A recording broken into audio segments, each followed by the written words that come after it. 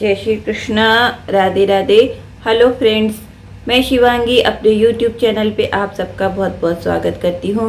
आज मैं आपको बताने जा रही हूँ, अगर आपकी अखंड ज्योत बुझ जाए तो आपको क्या करना चाहिए। जो हम नवरात्रों में माता के आगे अखंड ज्योत जलाते हैं, या हम दीपावली की रात को जलाते हैं, या हम किसी उत्सव के समय में कोई त्योहार होता है उस समय आप लोग अखंड ज्योत जलाते हैं, और अगर वो बुझ जाती है तो आपको क्या करना चाहिए। ये और अखंड ज्योत बुझने के कारण जो दोष हमको लगता है उसका निवारण भी मैं आपको बताऊंगी, तो आप मेरी वीडियो को लास्ट तक जरूर देखिए।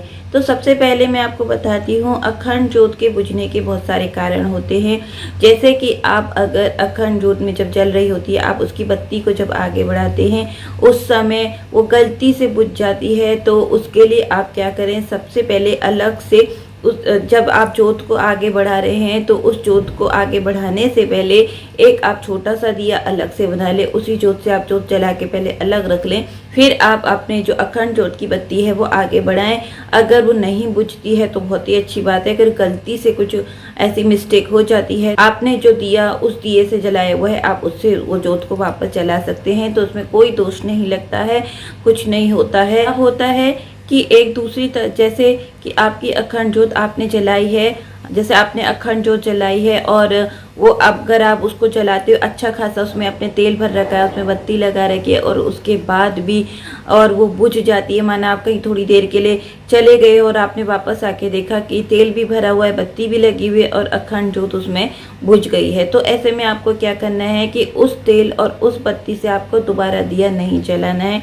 अगर आप उसी तेल और उसी बत्ती से आप उसी दिए से अगर आप ज्योत को दोबारा जलाएंगे तो वह ज्योत खंडित हो जाएगी। आपको क्या करना है, उस दिए को, उस तेल की बत्ती को आप पीपल के पेड़ में या किसी भी हरे पेड़ में चढ़ा दीजिए, और आप दूसरा दिया बनाइए, नया दिया, नया तेल और नई बत्ती के साथ आप माता की ज्योत जलाइए। या आपको किसी भी त्योहार में जलाना है तो आप उनकी ज्योत नए दिए से, नए तेल से तब जलाइए। ये तो हुआ, मैंने आपको दूसरा तरीका बताया। अब क्या होता है, कभी कभी जब ज्योत चल रही होती है उसको बच्चे गिरा देते हैं, या किसी कारण से कुछ माना हवा आई और हवा के साथ वो बुझ गया। अगर हवा के साथ वो बुझता है तो आपको, अगर आपने आंखों से देख लिया है कि हवा से बुझा है, तो आपको उसको तुरंत माचिस से उसको जला लेना है। मतलब आपको बिल्कुल भी देरी नहीं करनी है।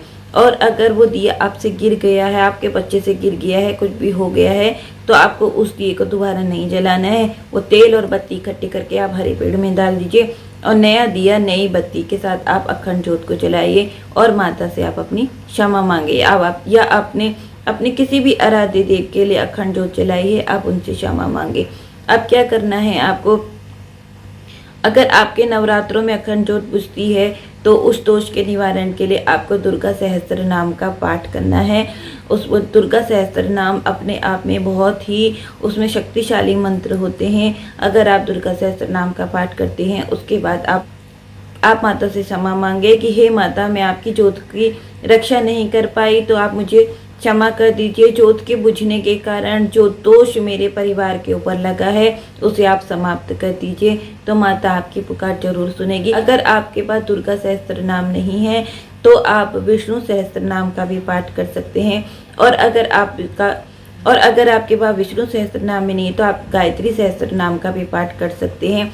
लेकिन आपको पाठ पूरा करना है, और पाठ पूरा करने के बाद आपको 5 बार हरि ओम तत्सत भी बोलना है। हरि ओम तत्सत बोलने से ऐसा होता है कि आपने जो दुर्गा सहस्त्र नाम का पाठ या विष्णु सहस्त्र नाम का पाठ या गायत्री सहस्त्र नाम का पाठ किया, उसका पाठ करते समय अगर आपसे कोई त्रुटि हो गई हो तो उस त्रुटि का दोष समाप्त हो जाता है। माना अगर आपने सहस्त्र नाम का पाठ किया भी, उसके बाद भी आपके परिवार के ऊपर कोई प्रॉब्लम आती है, कोई मुसीबत आती है, तो माता उसका निवारण 100% कर देती हैं।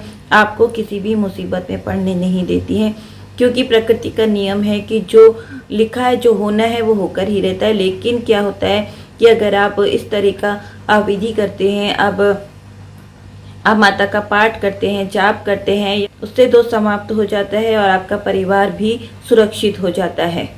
मैं आपको दिखा देती हूँ कि आपको दुर्गा सहस्त्रनाम, विष्णु सहस्त्रनाम और गायत्री सहस्त्रनाम ऐसी कौन सी बुक है जो ये तीनों ही सहस्त्रनाम या और भी बहुत सारे सहस्त्रनाम आपको एक ही बुक में मिल जाएंगे, वह मैं आपको दिखा देती हूँ।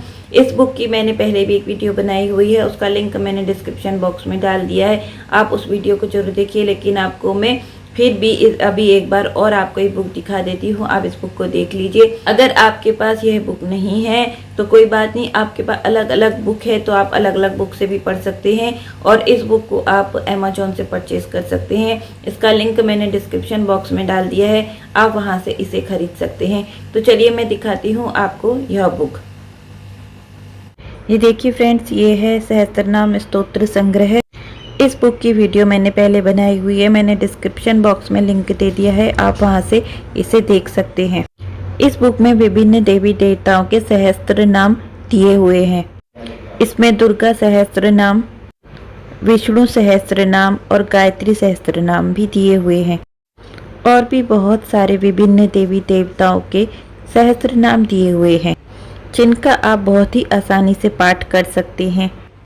आप यह बुक अमेजोन से परचेज कर सकते हैं, मैंने इसका लिंक डिस्क्रिप्शन बॉक्स में दे दिया है, आप उस लिंक में क्लिक करके इस बुक को ऑर्डर कर सकते हैं। यदि आपके पास अलग अलग बुक है तो कोई बात नहीं, आप उन बुक से भी पाठ कर सकते हैं। तो आपने देखा यह बुक कितनी अच्छी है, आप इसे परचेज कर सकते हैं। इसमें बहुत सारे सहस्त्र नाम दिए हुए हैं, इसमें बहुत सारे विभिन्न देवी देवताओं के सहस्त्र नाम दिए हुए हैं, आप आराम से किसी भी देवी देवता का सहस्त्र नाम इसमें से पढ़ सकते हैं। तो फ्रेंड्स, आपको मेरी अखंड ज्योत के बारे में बताई हुई जानकारी कैसी लगी मुझे कमेंट बॉक्स में ज़रूर बताना, और मेरा वीडियो अच्छा लगा हो तो इसे लाइक, सब्सक्राइब और शेयर जरूर करना। जय श्री कृष्ण, राधे राधे।